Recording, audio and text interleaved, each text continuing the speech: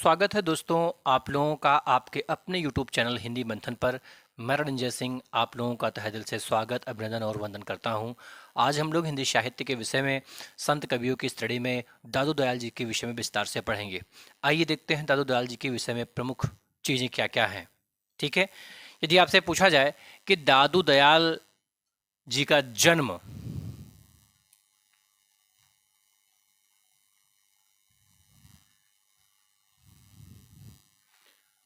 समय क्या है,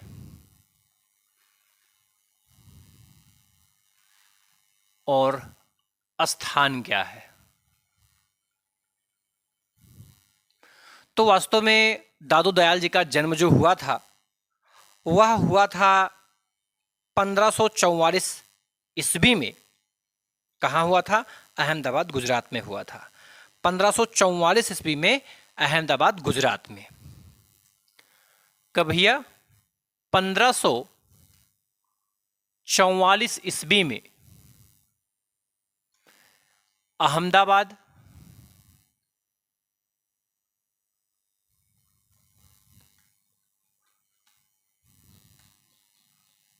अहमदाबाद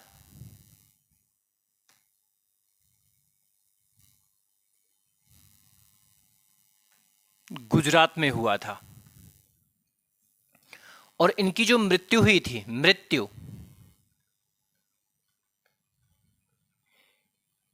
इनकी मृत्यु जो हुई थी भैया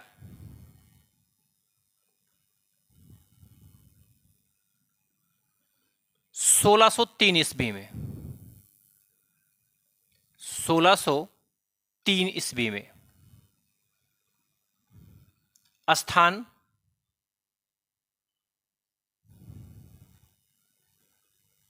नराने नराने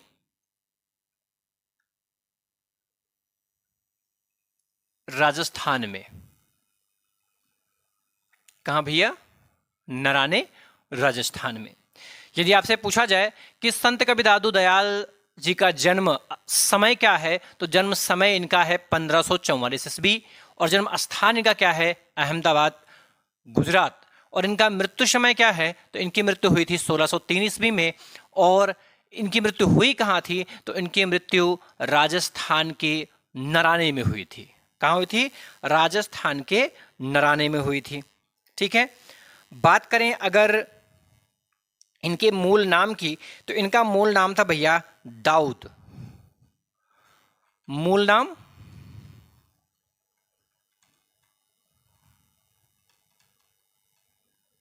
दाऊद।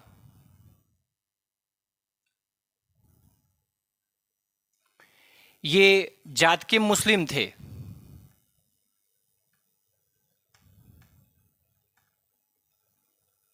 क्या थे?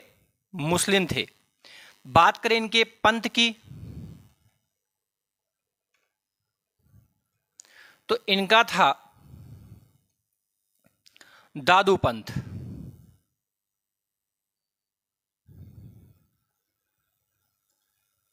दादू पंथ था। कौन सा था भैया? दादू पंथ था।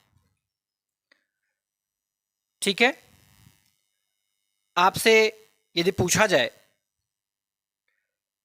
कि इनके जो पुत्र थे उनके पुत्रों का नाम क्या था, तो एक का नाम गरीबदास और एक का नाम मिस्की दास था।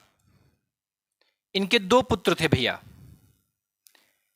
कितने पुत्र थे? तो इनके दो पुत्र थे। ठीक है, जिसमें से पहले का नाम गरीबदास। क्या भैया? गरीबदास था।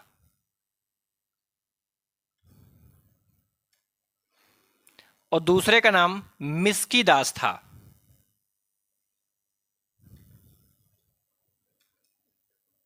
मिस्की दास।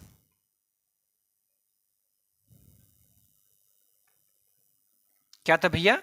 मिस्की दास था। ठीक, यानी आपसे पूछा जाए कि संत कवि दादू दयाल का जन्म समय कब है, तो 1544 ईस्वी में है। इनका जन्म कहाँ हुआ था? अहमदाबाद गुजरात में हुआ था। इनकी मृत्यु कब हुई थी? तो इनका मृत्यु जो हुआ था भैया वो 1603 ईस्वी में हुआ था। और मृत्यु कहाँ हुआ था? नराने राजस्थान में हुआ था। इनका मूल नाम क्या था? तो इनका मूल नाम दाऊद था और जात के मुसलमान थे, किंतु बाद में ये दादू दयाल के नाम से प्रसिद्ध हुए। इनके अगर पंथ की बात करें तो इनके पंथ का नाम है दादू पंथ, ठीक है। और इन्होंने अपने नाम के आधार पर ही अपने पंथ का नाम रखा था। और इनके पुत्र, दो पुत्र थे, एक गरीबदास और एक मिस्कीदास। ये दो इनके पुत्र थे भैया, ठीक है। तो ये बात आपके समझ में आ गई होगी, तो आप इसका एक स्क्रीनशॉट ले, स्क्रीनशॉट इसका लीजिए भैया, आप ले लिए स्क्रीनशॉट। यानी आपसे पूछा जाए कि दादू दयाल का जन्म कब हुआ था, तो 1544 ईस्वी में। कहाँ हुआ था? अहमदाबाद गुजरात में हुआ था। इनकी मृत्यु कब हुई थी? 1603 ईस्वी में हुई थी। और कहाँ हुई थी? तो नराने राजस्थान में हुई थी। इनका मूल नाम क्या था? तो दाऊद था। ये किस जात के थे? तो मुसलमान थे। इनका पंथ कौन सा है? दादू पंथ है। और इनके कितने पुत्र थे? तो भैया इनके दो पुत्र थे। कितने पुत्र थे? दो पुत्र थे। दो पुत्रों में पहले पुत्र का नाम था गरीबदास और दूसरे पुत्र का नाम था मिस्कीदास। क्या नाम था भैया? मिस्कीदास। आपसे पूछा जाए दादू दयाल के कितने पुत्र थे? दो पुत्र। नंबर 1 गरीबदास, नंबर 2 मिस्कीदास, ठीक है। बात समझ में आ गई। यदि हम इनके शिष्यों की बात करें तो कुल इनके भैया 52 शिष्य थे। कितने शिष्य थे? 52 शिष्य थे। आपसे पूछ लिया जाए कि दादू दयाल के कुल शिष्यों की संख्या कितनी थी, तो दादू दयाल के कुल शिष्यों की संख्या 52 थी। अब इसमें लिखेंगे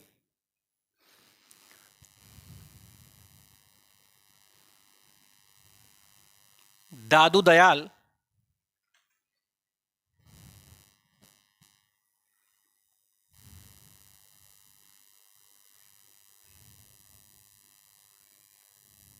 की कुल शिष्यों की संख्या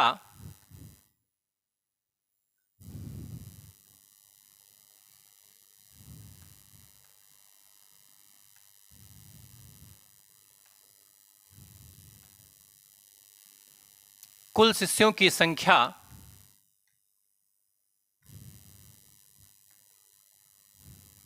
52 थी, जिनमें प्रमुख रूप से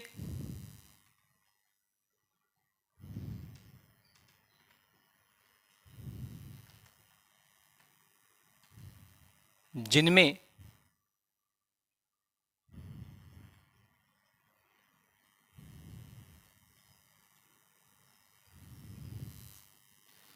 प्रमुख रूप से संतदास,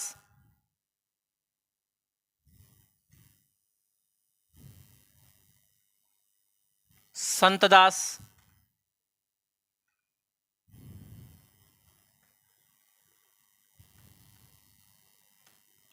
जगन्नाथ दास, रज्जब,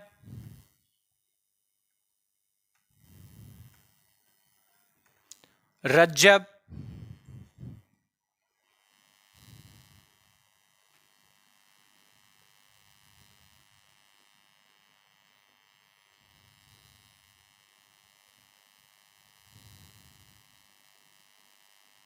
जनगोपाल, सुंदरदास,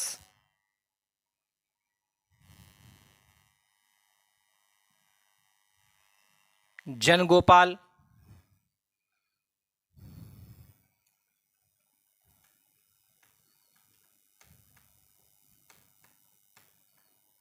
सुंदरदास,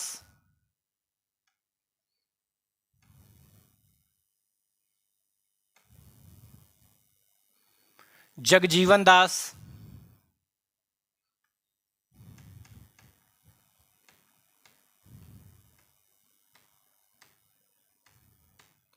जगजीवन दास,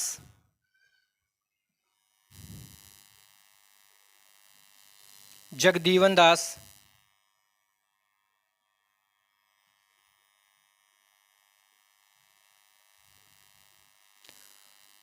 प्रागदास,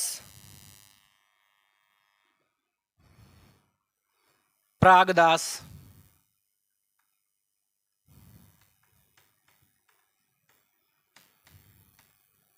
प्रमुख रूप से थे, ठीक है। इसमें जो जगजीवन दास हैं इन्होंने एक संप्रदाय चलाया था जिसका नाम था भैया सतनामी संप्रदाय।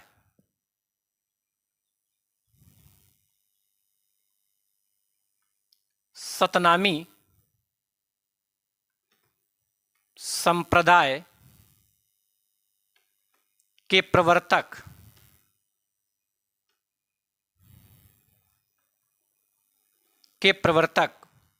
इसमें जो संत दास हैं और जो जगन्नाथ दास हैं, इन दो लोगों ने, दो क्यों, ये तीन लोगों ने दादू दयाल की जो रचना थी उसका संकलन किया। इसमें जो संत दास और जगन्नाथ दास हैं इन्होंने हरणेवाड़ी के नाम से, हरणे बानी के नाम से, और इन्होंने अंगबधू के नाम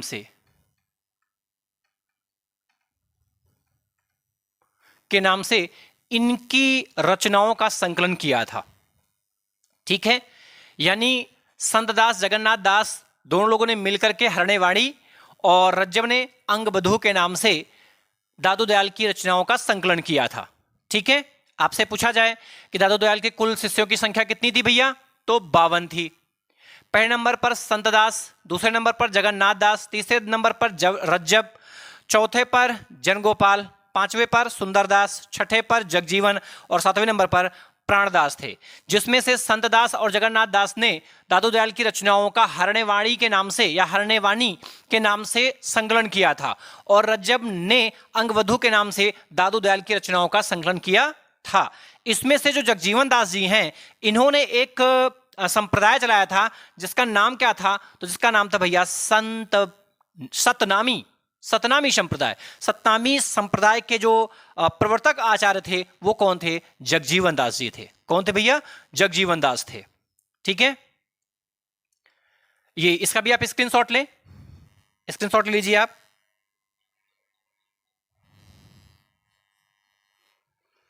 चलिए,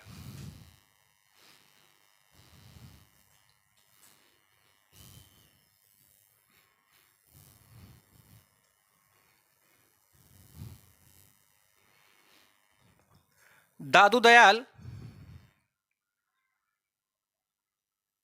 की रचना का संकलन, तो मैंने अभी आपको बताया कि दादू दयाल की रचनाओं का संकलन सबसे पहले, ठीक है, सर्वप्रथम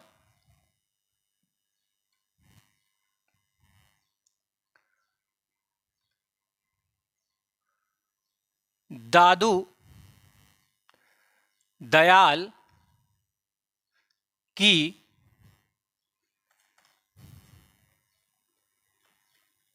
रचनाओं का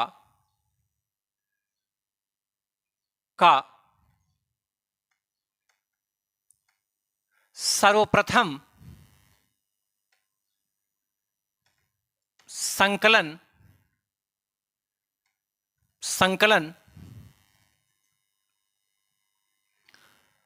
संत दास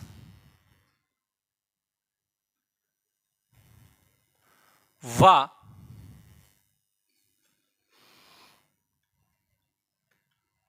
जगन्नाथ दास ने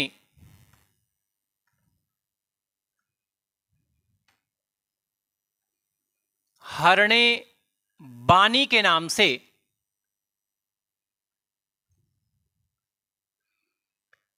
से किया।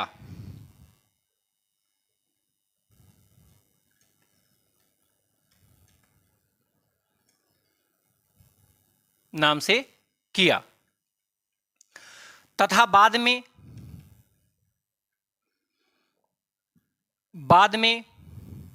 रज्जब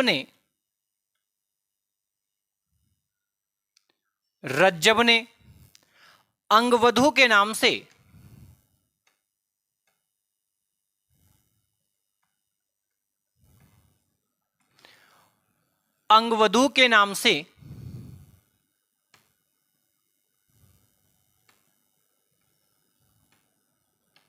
पुनः संकलन किया।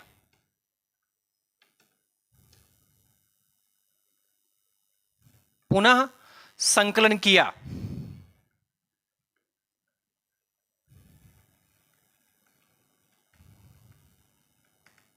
संकलन किया।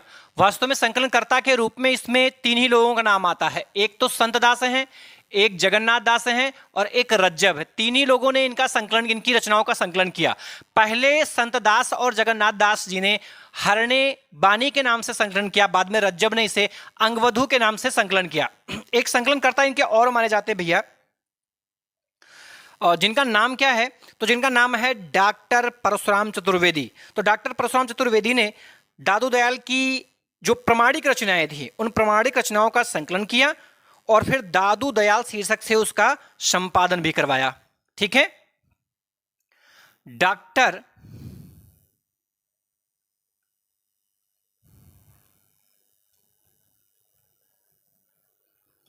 परशुराम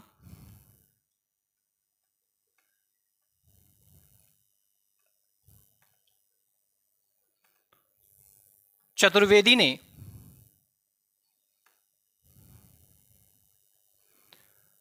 दादू दयाल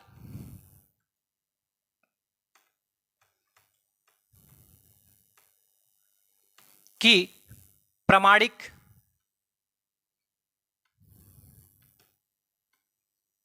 रचनाओं का संकलन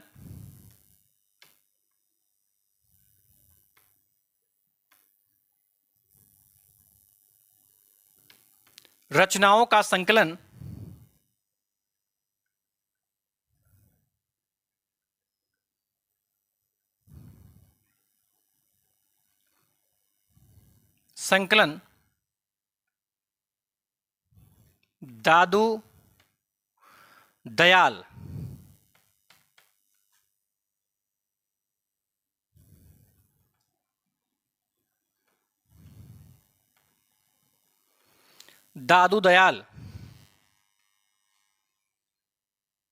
शीर्षक से संपादित किया।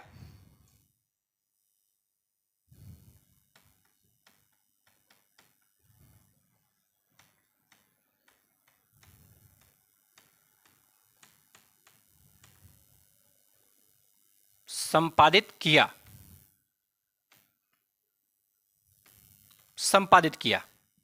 बात समझ में है भैया? यानी आपसे पूछा जाए कि हरणेवाड़ी नाम से दादू दयाल की रचनाओं का संकलन किसने किया, तो भैया संतदास और जगन्नाथ दास ने किया। और अंगवधु के नाम से किसने किया, तो रज्जब ने किया। और दादू दयाल के नाम से किसने किया, तो दादू दयाल के नाम से डॉक्टर परशुराम चतुर्वेदी ने करवाया। किसने कराया, डॉक्टर परशुराम चतुर्वेदी ने करवाया। यदि पूछा जाए कि दादू दयाल की प्रामाणिक रचनाओं का संकलन किसने किया, तो इनकी जो प्रामाणिक रचनाएं थी, इन प्रामाणिक रचनाओं का संकलन डॉक्टर परशुराम चतुर्वेदी ने किया। किस नाम से किया, तो दादू दयाल शीर्षक के नाम से किया। बात समझ में आ गई? तो आप इसका भी एक स्क्रीनशॉट लें, इसका भी आप एक स्क्रीनशॉट लें।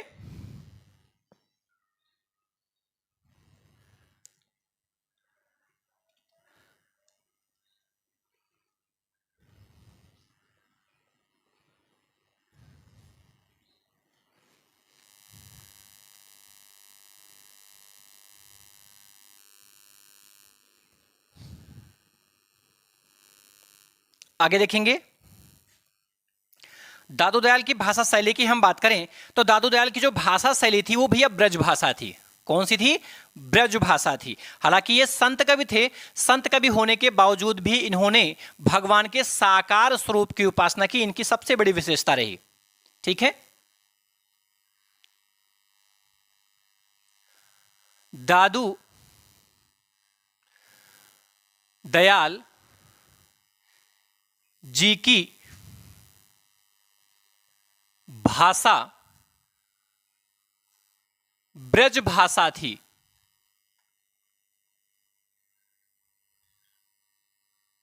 ब्रज भाषा थी। कौन सी भाषा थी भैया, ब्रज भाषा थी। इनकी भाषा में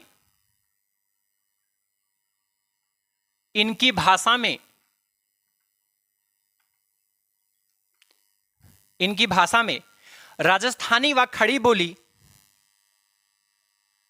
राजस्थानी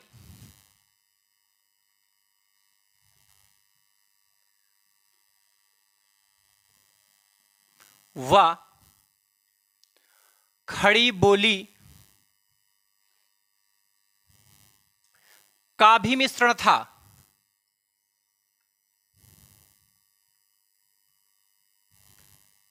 का भी मिश्रण था। ठीक है। दूसरी महत्वपूर्ण बात,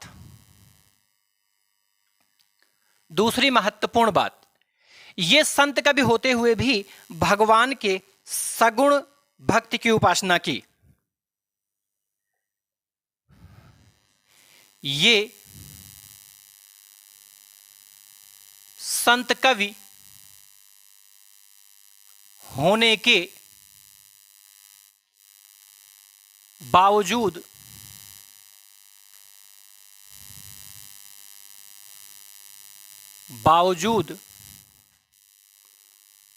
भगवान के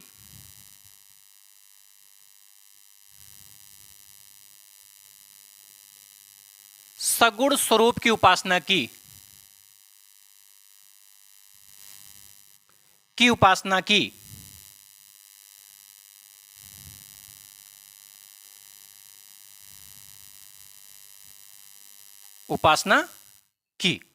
बात समझ में आई? यानी आपसे पूछा जाए कि दादू दयाल की भाषा क्या थी, तो दादू दयाल की जो भाषा थी भैया वो ब्रज भाषा थी। किंतु इस ब्रज भाषा में किन किन भाषा के शब्द देखने के लिए मिलते हैं, तो इस भाषा में भी राजस्थानी और खड़ी बोली भाषा के मिश्रण देखने के लिए मिलते हैं। वास्तव में जो दादू दयाल थे वो कैसे कवि थे भैया? संत कवि थे। संत कवि होने के बावजूद भी उन्होंने भगवान के किस रूप का गुणगान किया? तो भगवान के सगुण स्वरूप की उपासना की। ठीक है, सगुण स्वरूप की उपासना की इनकी सबसे बड़ी विशेषता थी। ठीक है, इन्हीं शब्दों के साथ मैं अपनी वाणी को विराम भी देना चाहूंगा। साथ ही साथ जाने से पहले आपसे निवेदन भी करूंगा कि कृपया आप हमारे इस चैनल को लाइक व सब्सक्राइब करें। साथ ही साथ इसे अधिकांश लोगों के पास में शेयर करें जिससे कि उनको भी इसका लाभ मिल सके। धन्यवाद।